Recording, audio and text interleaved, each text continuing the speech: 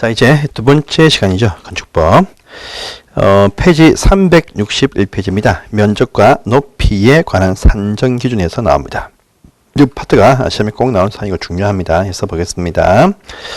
자, 각종 면적과 높이와 산정 기준을 아셔야 이제 건폐율과 용적률에 대한 정확한 어떤 부분들을 볼 수 있고, 또 건물을 분석할 때 이 파트가 중요합니다. 한번 보겠습니다. 이것도 용어정의인데 중요한 용어입니다. 해서 이 용어는 반드시 확인이 필요하신 용어들입니다. 그래서 보시면 이제 각종 어떤 면적과 높이 등에 관한 산정이라고 합니다. 그래서 면적입니다. 면적하면요, 이 건축상의 면적하면 크게 네 가지가 나옵니다. 네 가지. 첫 번째 보시면 대지 면적이 나오고요. 두 번째는요, 건축 면적이 또 나옵니다. 세 번째는요, 각 층의 바닥 면적이 또 나오고요. 그다음에 이 바닥을 전부 다 합한 것을 부르도록 우리가 연면적 이렇게 부릅니다. 연면적. 요것들을 아실 때 이제 그 중요한 바로 건폐율에 관한 정확한 산정 어떤 기준하고요. 그다음에 용적률에 관한 정확한 산정 방식을 우리가 걸어낼 수가 있습니다. 자, 대지입니다. 대지하면 우리가 건물 짓는 땅이죠. 건축물 지을 수 있는 땅입니다. 대지하면 산지, 대지, 또 산지, 농지라는 것은요, 지목과는 관계가 없습니다. 관계가 없고, 이 대지하면 건축물이 있는, 또 건물을 지을 수 있는 땅, 또 산지하면 살림으로 운영하는 땅, 또 농사 짓는 땅이 농지다. 합니다. 지목과 관계없이 이제, 이용 방법 때문에 보는 것이 대지와 산지, 농지입니다. 대지하면요, 이제 건축을 할 수 있는 땅을 말한다 해서 대지 면적은 또 무엇이냐? 건축을 할 수 있는 토지입니다. 건축을 할 수 있는 토지의 넓이 말합니다. 건축물을 지을 수 있는 땅의 넓이 말합니다. 그래서 경사진 땅이 있다라고 가정을 할 때 보시면요, 이 경사진면이 아주 넓습니다. 넓다. 아주 넓게 보일 수 있습니다. 그래서 이쪽이 만약에 10m이고 이쪽이 만약에 20m. 라고 할 때는요, 200제곱미터가 나옵니다. 그런데 이것이 만약에요, 대지로 볼 때는 200이 안 나올 수 있습니다. 대지는요, 요 빗면을 다 활용해서 건물을 딱 이렇게 딱딱 지으면 그렇게 나올 수가 있어요. 있는데, 이 건물을 이렇게 못 짓습니다. 못 지어. 건물은요, 이렇게 지을 수가 없고요, 건축물 딱 지을 때는 반드시 밑에가 수평이 조성이 되어야 건물이 올라갈 수가 있습니다. 그래서 이 건물 짓는 땅 대지는 수평에서 건물이 쫙쫙쫙 뻗쳐서 올라갑니다. 그러니까 요 수평 면상은 절대 중복될 수가 없으니까 제일 밑에 있는 저점상에서 쭉 이어 수평선상이 바로 대지 넓이다. 부릅니다. 그래서 요 면적을 뚫어서 본다 해서 수평 투영시킨 면적이다. 이렇게 말합니다. 대지 면적은요. 그래서 이 산지 면적이라 해서 인수를 하신 분이 건축물 짓는 땅으로 다 이렇게 이해하시면 안 되고요. 이 산지가 있다 하면 산지는 아주 넓다 해도 뚫어서 딱 바라보면 좁게, 이런 산 보시면 이 단면적은 참 넓지만 건물 짓는 땅은 얼마 나오지 아니할 수밖에 없습니다. 그러니까 수평을 투영시킨 면적이다. 이렇게 말합니다. 수평 투영시킨 것이 대지 면적이다. 이렇게 보시면 본문의 표현이 딱 되겠습니다. 그런데 이 수평을 투영시킨 거 대지 넓이다 할지라도 요 대지에서 건축을 할 수 없는 땅이 있으면 제외해버린다랍니다. 그래서 여기 직사각형이라 가정하에서 이쪽이 10m이고 이쪽이 만약에 10m입니다. 이쪽 11m 할게요. 원래 원칙은 110제곱미터가 대지 넓이가 되는데 이것이 도로에 접도를 딱 했습니다. 뒤에 표시입니다. 대지는 도로에 접해야 됩니다. 그런데 접할 때 보시면요, 요 도로 조건이 뭐냐? 사람도 다닐 수 있고 차도 다닐 수 있는 조건을 갖춘 길로서 그 넓이가 4m 이상을 접해야 됩니다. 그런데 이것이 바로 소유업이다. 소유업이다. 그런데 이 접한 것이 얼마냐? 현재 2m다라 합니다. 그러면요, 요 4m에 한참 많이 미달됩니다. 역시 소유너비에 미달되는 도로에 접했을 때는요, 건축을 하고자 할 때는요, 요 소유너비 맞춰야 됩니다. 그래서 일단 도로 중심선에서 요 소유너비에 이것의 2분의 1씩, 2m씩 후퇴해서 선이 또 따로 발생이 딱 되어집니다. 발생이 딱 되어져요. 이럴 때입니다. 이럴 때 이것이 뭐냐? 건축선입니다. 같이 건축선이 발생이 되어진 대지는 건축선을 넘어갈 수 없습니다. 없으니까 요 사이에 1m가 들어와야 3m가 맞추어집니다. 그래서 2m인데 1m 더 들어와야 됩니다. 그러니까 이걸 맞추기 위해서 발생이 되어진 건축선과 이 도로 사이에 이쪽 부분은 대지에서 제외해버린다. 합니다. 그래서 1m가 빠져버립니다. 그래서 빼고 10m가 됩니다. 그러면 110이 아니고 100제곱미터 이렇게 인정을 하게 된다. 이것이 바로 대지 넓이입니다.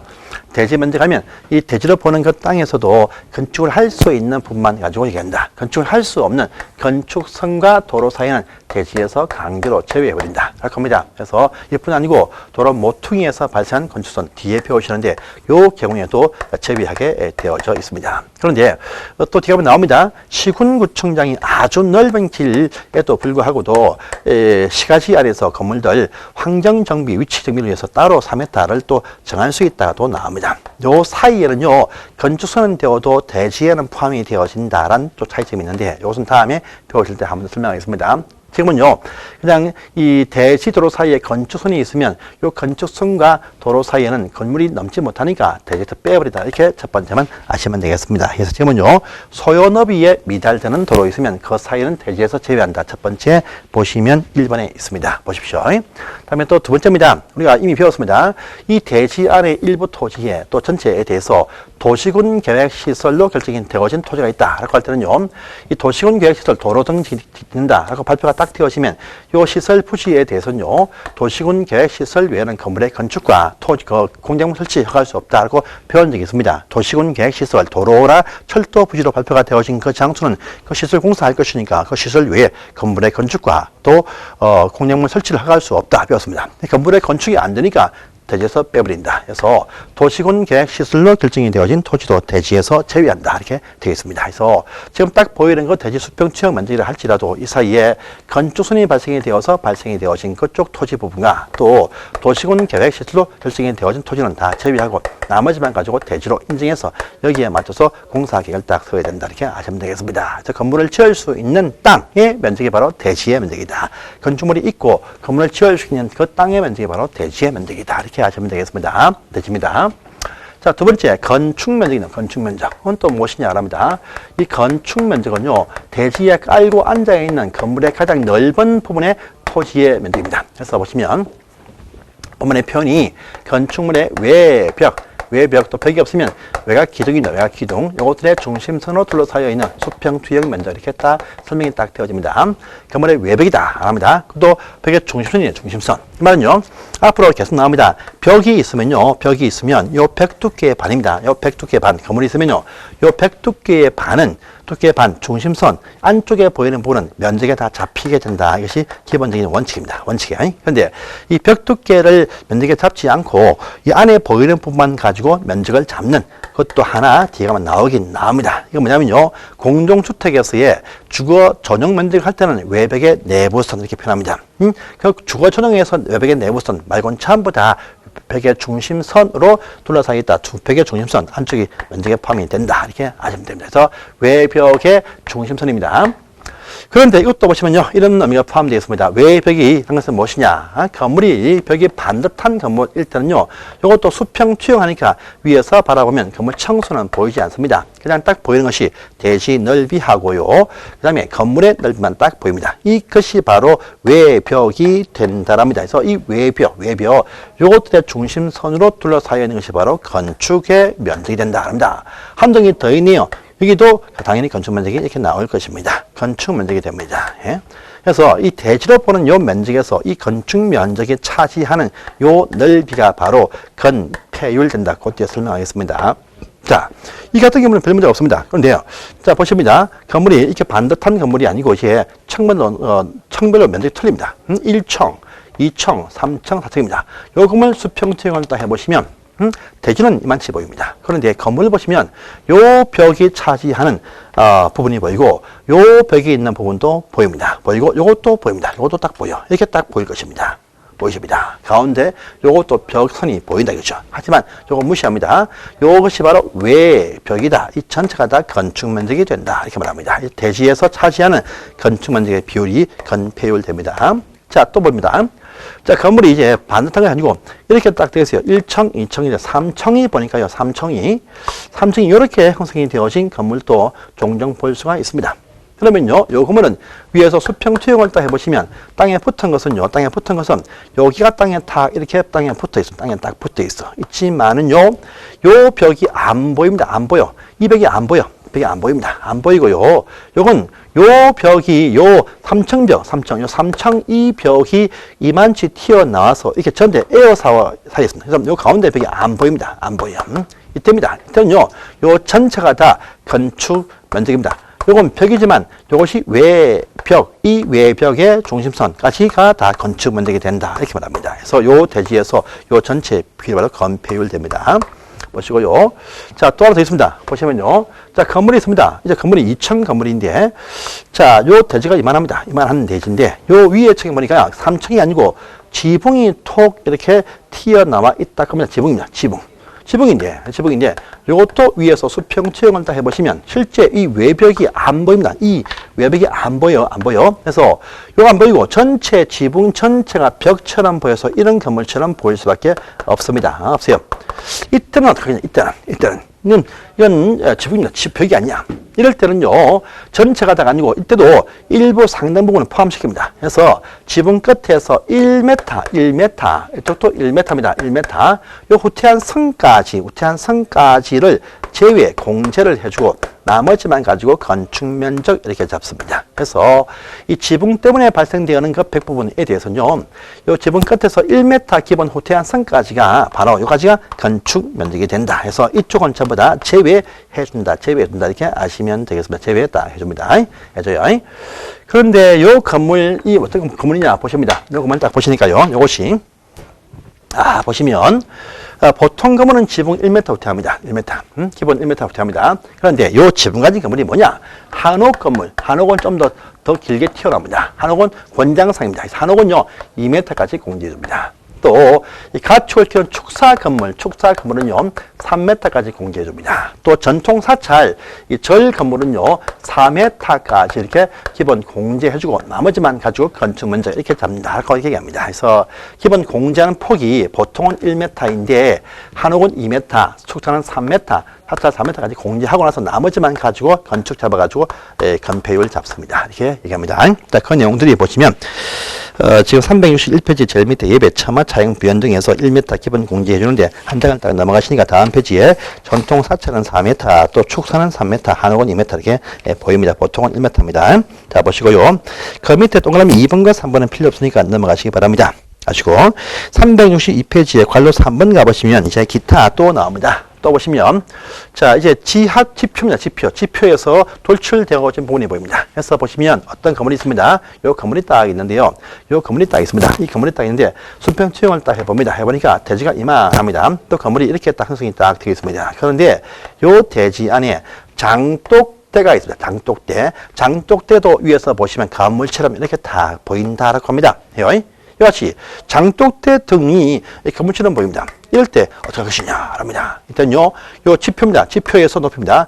요 지표면에서 그 높이가 1m 아래 부분이 일단은요, 다 몽땅 높이에서 그 건축에서 제외. 1m 높이 아래 부분은요, 다 몽땅 건축에서 제외한다. 이렇게 또 나오네요. 그래서 보시면 있죠. 지표면에서 1m 이하에 있는 부분들은 건축에서 제외한다. 이렇게 딱 나와 있습니다. 근데요, 이것이, 우리 테라스 같은 건물 같은 경우에 1m까지면 다 제외합니다. 1m면 다 제외. 근데 이것이 창고 건물인데, 물건 싣는 입출구를 위한 그 높이 단일 때는요, 창고 건물에 물건 싣는 그것에 단일 때는 요 높이가 1.5까지 공제해준다. 이렇게 되어진 부분도 관로 안에 있으니까 같이 확인하시기 바랍니다.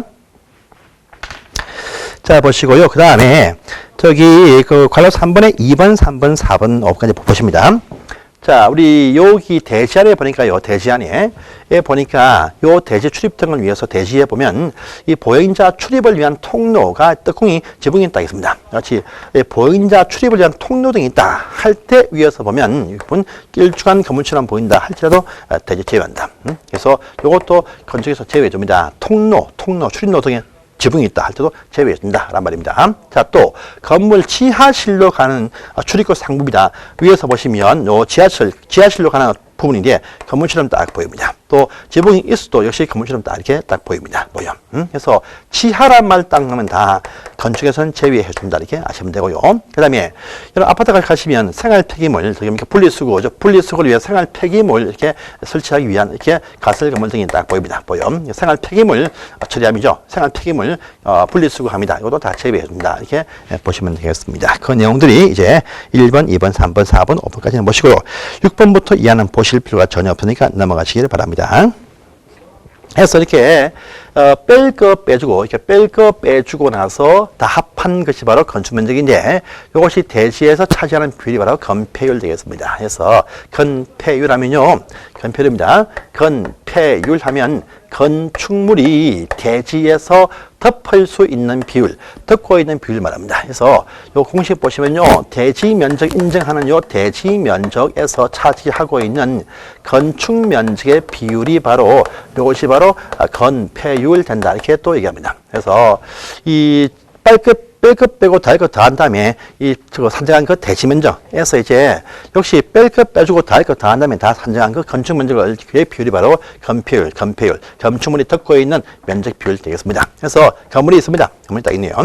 이런 건물이 두 동이 있습니다. 그래서 위에서 딱 바라보니까 요 땅이 이만한 넓이가 있습니다. 그런데 건물이 이렇게 딱 보이고 이렇게 보이는 건물이 있다라고 이렇게 가정을 딱 합니다. 해요.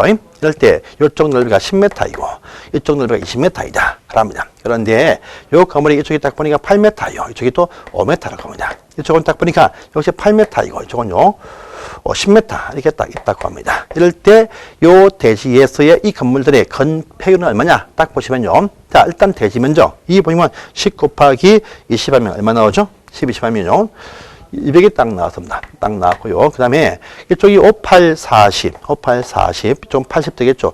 두 개 다 하면 되겠죠. 그래서 120입니다. 120. 그래서 200분의 120 곱하기 100%가 됩니다. 그래서 공두개 딱 치우고요. 2, 6, 12, 2, 6, 11. 그래서 보면 60%의 건폐율 가진 건물로 볼 수 있다 이렇게 하는 것이죠. 그래서 이런 식의 건폐율 상한선 우리가 본 적이 있죠. 그래서 55, 66, 57, 98, 87, 777, 222, 22, 42까지의 그 상한선이 있으면 그걸 넘지 못한다. 이렇게 우리가 배운 적이 있는 것이 바로 건폐율 되겠습니다.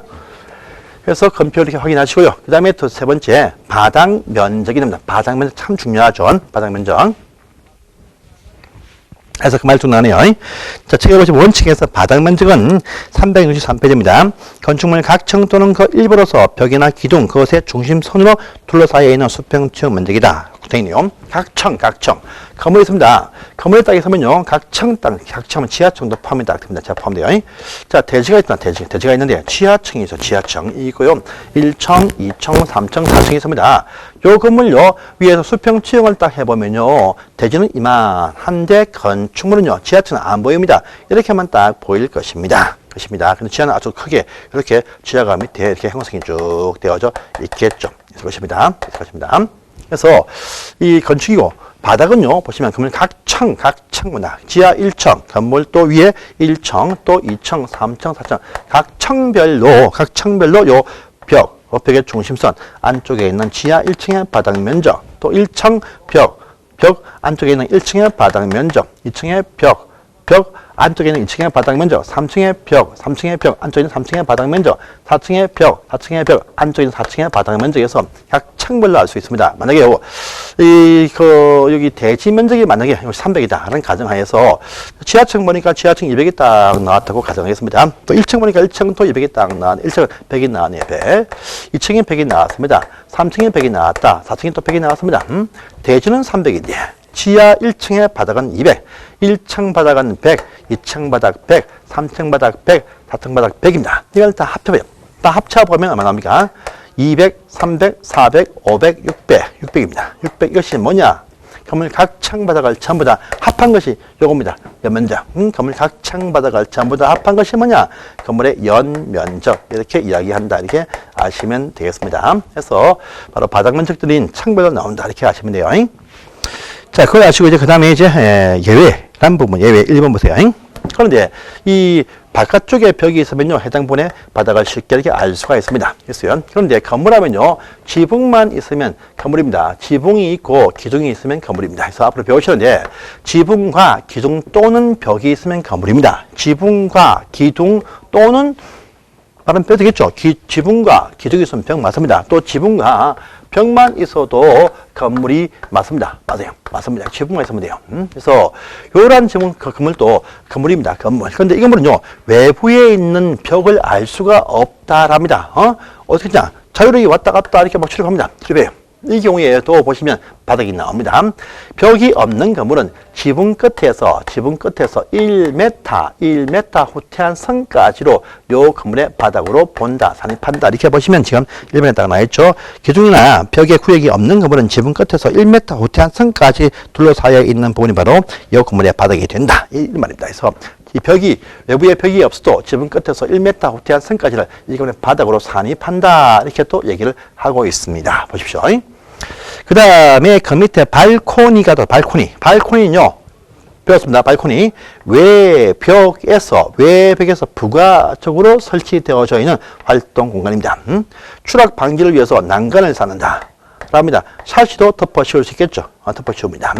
요건요, 벽이 아닙니다. 난간이자 벽이 아닙니다. 이것이 벽입니다. 벽 밖에 있어요. 벽 안쪽에 있어야 바닥인데, 벽 밖에. 근데 확장해서 거실로서요. 거실로 쓴데도 벽 밖에 있는 부분입니다. 그래서 요쪽 부분 보시면, 자, 한 층을 딱 보시면, 이게 one bay, two bay가 있습니다. 막 튀어나와요.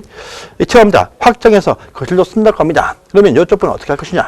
이만 되겠죠. 이럴 때입니다. 일단요, 요 가장 긴 벽에서 직선거리 1.5m까지를 곱한 값을 뺀 나머지를 가지고 바닥에 포함된다. 이렇게 말합니다. 이는요, 만약에 요 길이가 만약에요, 2m입니다. 2m. 이쪽에 보시면 10m입니다. 10m.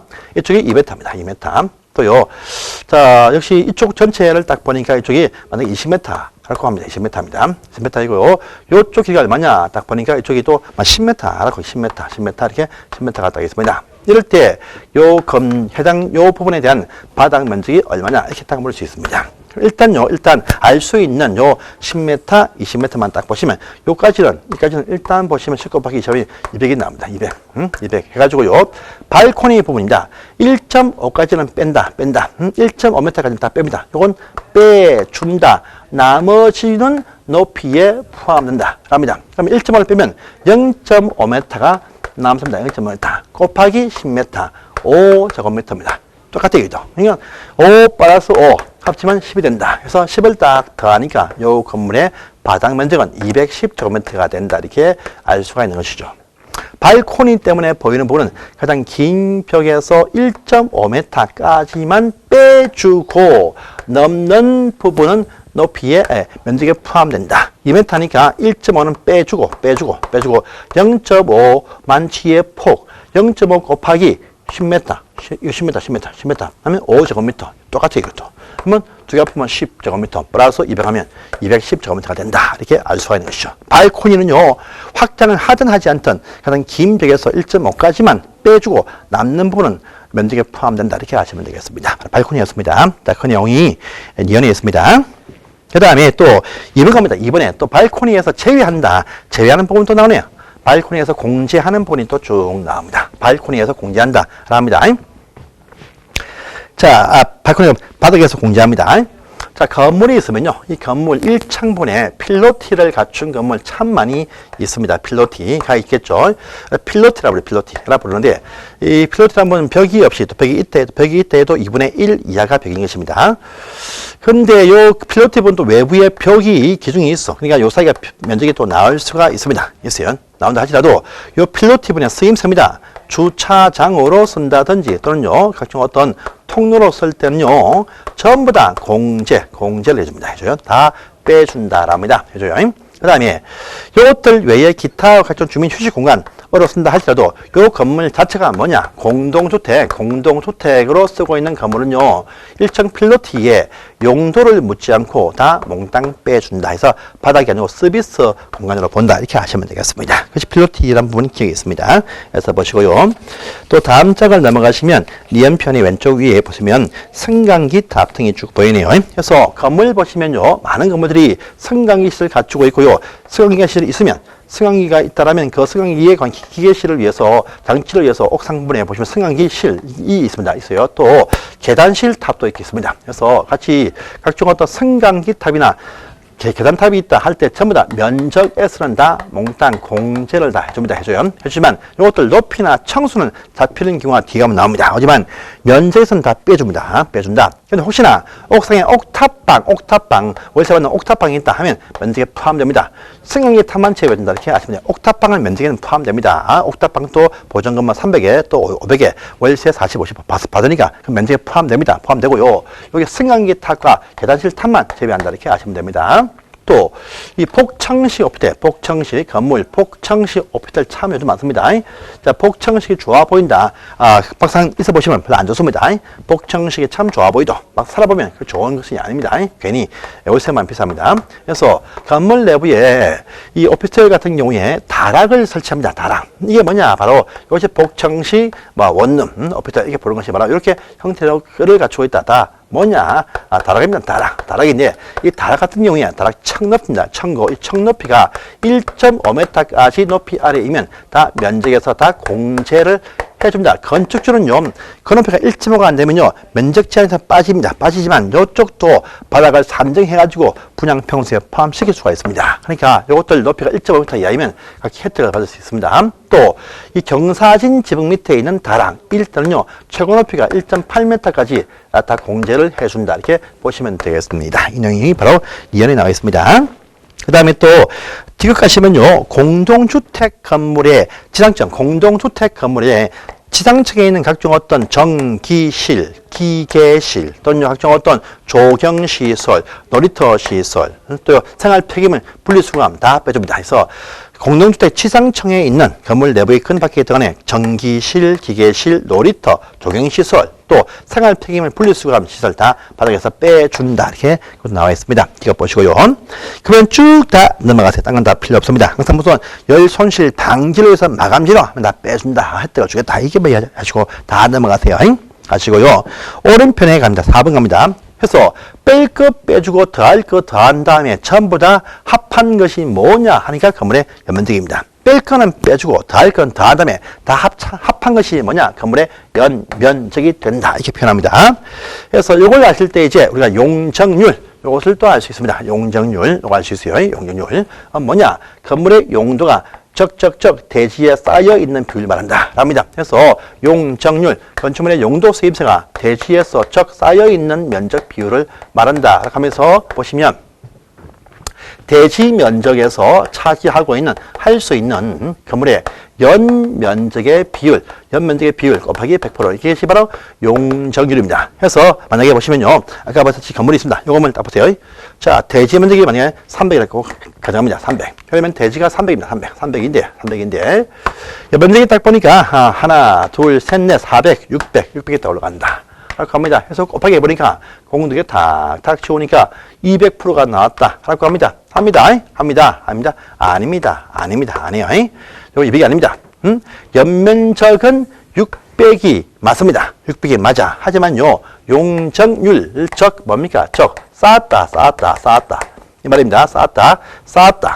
이것이 바로 용적률입니다. 그런데요, 지하는 뭡니까? 지하는 쌓았습니까? 반대쪽 팠다. 그래서 판 것은요, 용적이 아닙니다. 그래서 연면적은 600이 맞지만 용적률 할 때는 지하층 빼고 400만 올라갑니다. 400만. 다 올라가면 얼마 됩니까? 그래서 계산을 딱 해보시면, 여기에 보시면요, 공두개 딱 지우고, 3, 하면 이제 100, 33은 9, 33은 9, 가네요? 프로입니다. 그래서 133.3%짜리의 용적률 가진 건물로 보는 것이겠죠. 이렇게 합니다. 같이. 자, 연면적에는 포함돼도, 연면적에는 포함이 된다 할지라도, 요 연면적 속에 보시면 용적률 할 때는 추가로 또 공제하는 부분이 또 이렇게 나옵니다. 그래서 연면적에 포함이 되어도 용적률 계산할 때는 또 뭘 빼준다 합니다. 뭐냐니까 첫 번째입니다. 지하층 부분들 연면적에 포함이 되어도 용적할 때는 빼줍니다. 첫 번째. 두 번째 보시면요, 지상층에 설치되어져 있는 부설 용도의 주차장 면적도 다 빼줍니다. 빼줘요. 그래서 이런 홈플에서 가보시면 지하에 갈 필요가 없어. 홈플에서 가시면 지상에 보시면요, 1층 매장, 2층에 매장 있습니다. 3층 가시면 뭡니까? 주차장, 4층의 주차장이죠. 입니다. 그래서 요것들 연면적에 포함이 되어서 연면적에 포함되니까 여기 매장에 있는 업주들 다 분양 평수에 포함됩니다. 하지만요, 용적률 할 때는 또 다 공제해줍니다. 지하층도 물론 다 공제를 막 해주니까요. 해주니까 요 홈플에서는 지하층을 팔고 위에 올릴 수밖에 없겠죠. 그래서 따로 부속건물 지면 바보입니다. 바보. 비용만 듭니다. 그래서 매장에 요것들만 연면적에 이것만 용적률 할 때 잡히고 나머지 전부 다 제외해준다. 혜택을 주는 것이죠. 그래서 제외해줍니다. 이것이 부설 용도일 때만 제외해주지 영업 용도이면 당연히 포함됩니다. 자, 세 번째 또 있습니다. 이번 시험에 나왔던 상인데요. 우리 고층 건물과 준초고층 건축물과 그 다음에요. 초고층 건축물 내부에 설치하는 바로 피난 안전구역에 관한 면적도 다 공개해준다. 이것도 알아두시고요. 그 다음에 네 번째입니다. 다음에 배우십니다. 헬리포터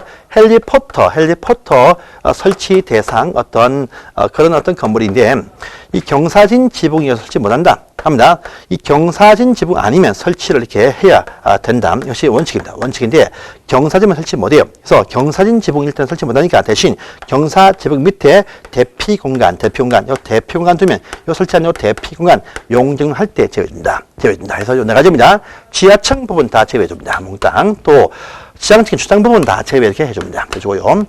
준초고층과 초고층일 때 설치하는 피난 안전구역 부분 다 제외해줍니다. 그 다음에요. 헬리포터 설치하는 대상 건물인데 경사 지붕 밑에 이어서 설치 못하니까 대신 설치하는 요 대피 공간 제외해줍니다. 그래서 제외하고 나서 나머지만 가지고 여기 집어넣어가지고요. 용적률 뺀다. 라고 합니다. 이것이 바로 100, 150, 200, 250, 300, 500, 1500, 1300, 1100, 900, 3, 3, 5, 400, 80, 100, 100, 80, 80, 100, 80, 80, 100을 상한선에 맞추어서 건축을 해야 된다 할 때 이것이 바로 그것이다 이렇게 아시면 되겠습니다. 그래서 보시고요. 자, 그러면 다시 건물의 높이와 이제 건물의 층수까지 보고 10분 쉬겠습니다. 높이.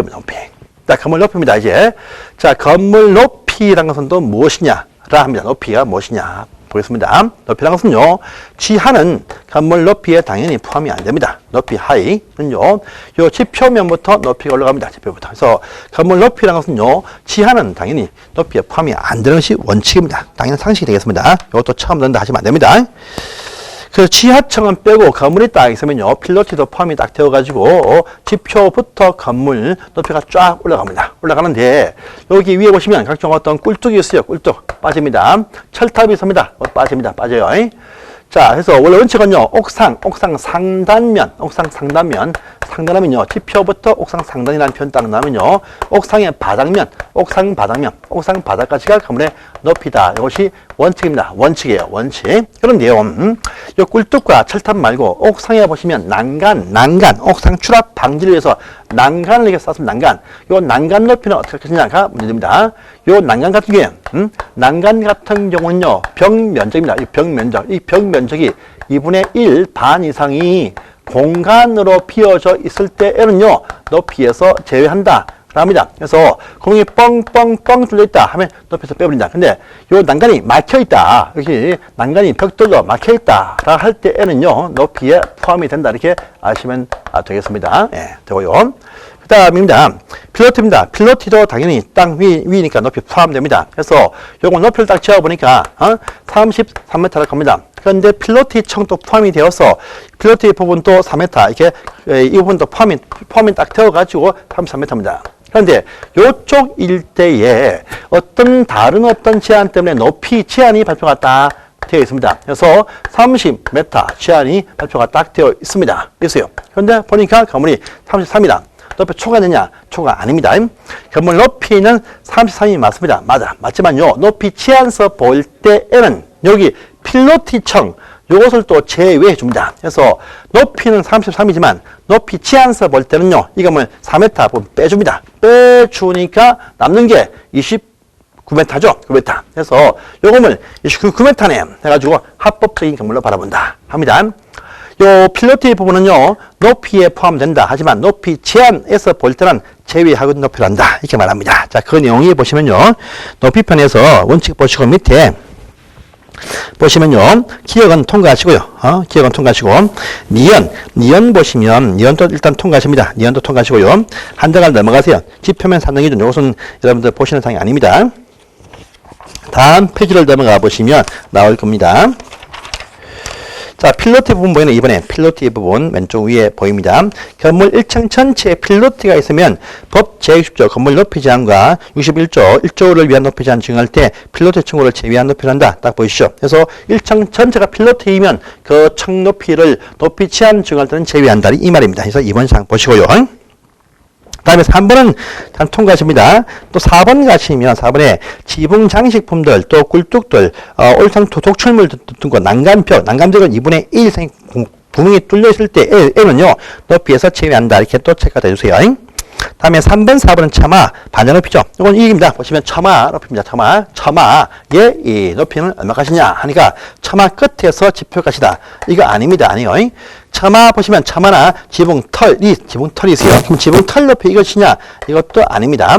요 지붕털, 처마털을 받치기 위해서 건물 내부에 기둥이 있고 벽체가 있어요. 벽체. 요 기둥 상단까지가 처마 높이다. 이렇게 말합니다. 자, 보시고요.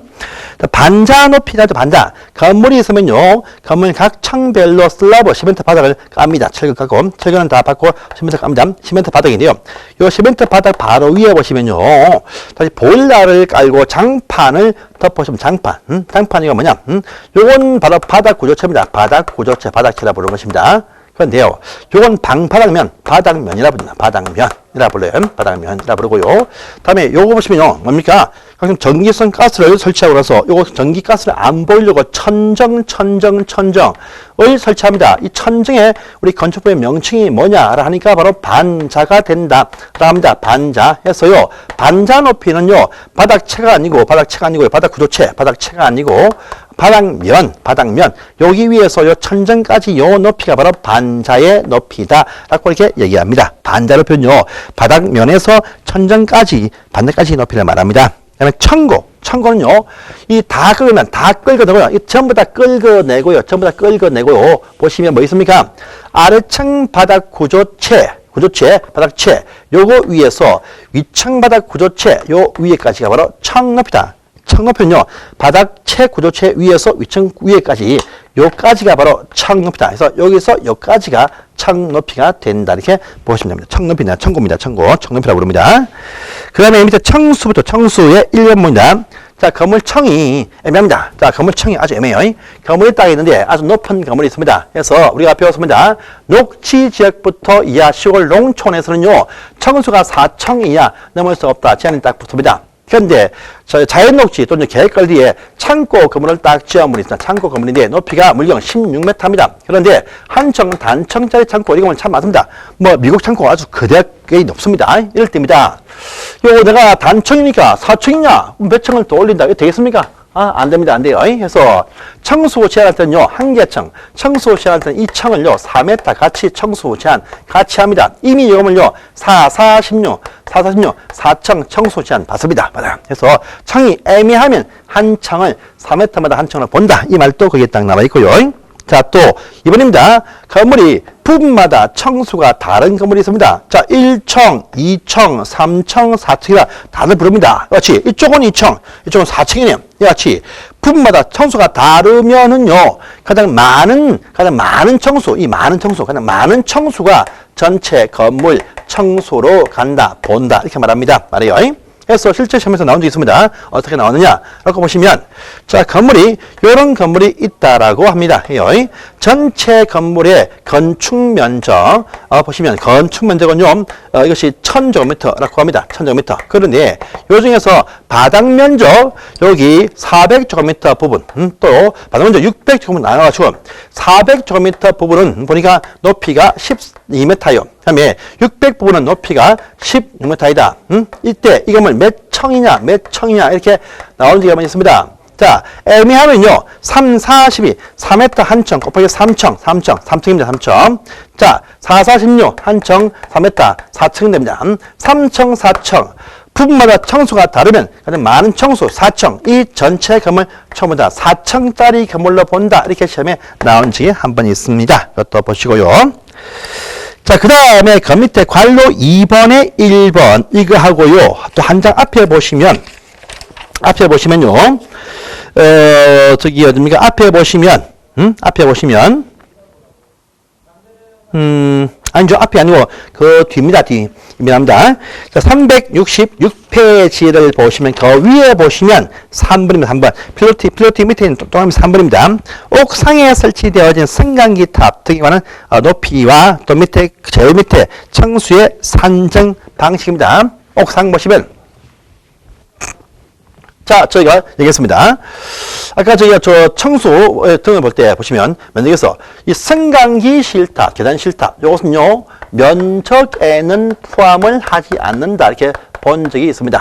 하지만 이것도 청수입니다. 청수와 높이는 잡히는 경우도 있다라고 합니다. 그래서 보니까 요 건물이 제일 상층부가 딱 보니까 이것이 10층이에요. 10층이다. 합니다. 하고 이것도 1층, 2층은 더 있네요. 또 요 높이가 딱 보니까 이 높이가요 40m라고 합니다. 40m라고 합니다. 요 높이다 보니까 13m가 딱 나왔다고 가정합니다. 이럴 때 요 건물 몇 층이냐, 몇 메타이냐 이렇게 물어볼 수 있습니다. 일단요, 요 건물 수평에서 투영을 딱 해봅니다. 그러면 대지가 딱 보일 것이고, 요런 건축 면적, 가장 넓은 건축 면적이 딱 보입니다. 건축 면적, 가장 넓은 외벽 면적, 건축 면적이 딱 보일 것이고, 그 가운데에 보면 탑의 면적이 이렇게 딱 보면 탑 면적이 딱 보입니다. 탑이 두 개다 합하면 됩니다. 탑 면적이 딱 보여요. 이럴 때입니다. 이럴 때 보시면 요 탑 면적이 건축 면적에 대비해서 비교해서 8분의 1 이하, 8분의 1 이하입니다. 이것이 이 의무 대상 공동주택이면 6분의 1, 또 85 이하 제곱미터 이하이면 어떤 6분의 1, 사업계획 승인 받은 대상인데 주택 단지가 나왔는데 이것이 85 제곱미터 이하의 주거 전용 평수면 6분의 1 이렇게 딱 되겠습니다. 이것은 큰 의미가 없으니까 일단 다음에 보시고요. 지웁니다. 이 탑 면적이 건축에 비해서 8분의 1 이하가 된다라면, 청수입니다. 청수는 몽땅 공제 제외합니다. 그런데요, 높이는요, 몽땅이 아닙니다. 높이는요, 12m만 공제. 나머지는 높이에 포함이 된다. 이렇게 딱 나옵니다. 그래서 만약에요, 해보니까 이 건축 넓이 전체 건축 면적, 이것이 얼마냐 하니까 만약에 이 500이 나왔습니다. 500. 그렇죠? 1000이 나왔다. 1000 나왔습니다. 1000 나왔다. 근데 탑이 얼마냐? 보니까 이것이 100이 나왔다고 가정을 하겠습니다. 합니다. 그러면요, 100은 1000분의 얼마입니까? 10분의 1 됩니다. 10분의 1. 10은요, 8분의 1보다 큽니까? 작습니다. 작습니다. 자, 그러니까 청수, 공제, 몽땅 청수는 공제, 10층으로 갑니다. 가요. 높이는 12m 공제. 자, 13m 빼기 12m 합니다. 빼줍니다. 빼죠. 하니까 1m가 남네. 요거 더합니다. 더하니까 높이는 41m짜리 건물로 본다. 청수는 10층, 높이는 41m로 본다. 이렇게 해서 높이와 청수를 산정하시면 된다. 이렇게 아시면 되겠습니다. 여기까지가 중요한 용어 정의였습니다. 보시고요. 이제 제 3절부터는 다음 시간에 적인 범위 이렇게 이어서 보겠습니다. 감사합니다.